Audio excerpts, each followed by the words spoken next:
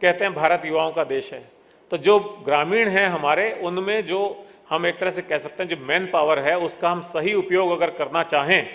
तो निश्चित तौर पे विकास की मार्ग में वो प्रशस्त होगा, उसमें बाधा नहीं आएगी कभी। इसी तरह डिजिटल तकनीक,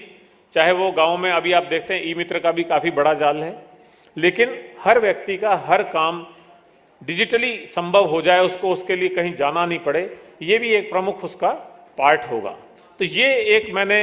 आपके सामने मोटा मोटा खाका इस विज़न 2047 का खींचा है कि राजस्थान के संदर्भ में हमारी क्या चुनौतियां हैं, हमारे क्या अवसर हैं, हमारे क्या इसमें लक्ष्य होने चाहिए। अब ये सारी बात होने के बाद मुझे मंत्री जी कुछ समय पहले बता रहे थे कि अब विभाग इस पे काम कर रहा है कि कैसे क्षेत्रवार, बिंदुवार या जो जो सेगमेंट्स हैं, चाहे वो शिक्षा का है, चाहे वो स्वास्थ्य का है, चाहे वो स्किल डेवलपमेंट का है, चाहे वो खेती का है, उनकी अलग अलग माइन्यूट माइक्रो कार्य योजनाएं बने और फिर उन कार्य योजनाओं पे जो काम हो रहा है उस काम की प्रॉपरली नियमित रूप से मॉनिटरिंग हो। तो मैं समझता हूं जिस बात को लेकर के, जिस लक्ष्य को रख करके एक महालक्ष्य विजन 2047 के आधार पर राजस्थान को और देश को 2047 में पूर्ण विकसित देश और राज्य बनाने की कल्पना की गई है, वो निश्चित तौर पर साकार होगी। आप सब लोग यहाँ इतनी बड़ी संख्या में आए, माननीय मंत्री जी रात को सुबह 4 बजे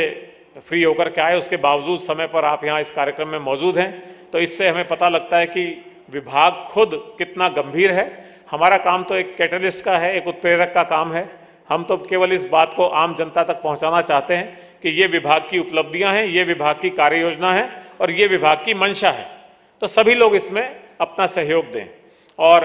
राजस्थान की जो वर्तमान सरकार है, भजनलाल सरकार है, वो जिस गति से सभी क्षेत्रों में काम कर रही है, तो मैं समझता हूं कि ग्रामीण क्षेत्र में विकास का जो ये अध्याय है, ये भी बहुत जल्दी पूरा होगा। बहुत बहुत शुक्रिया।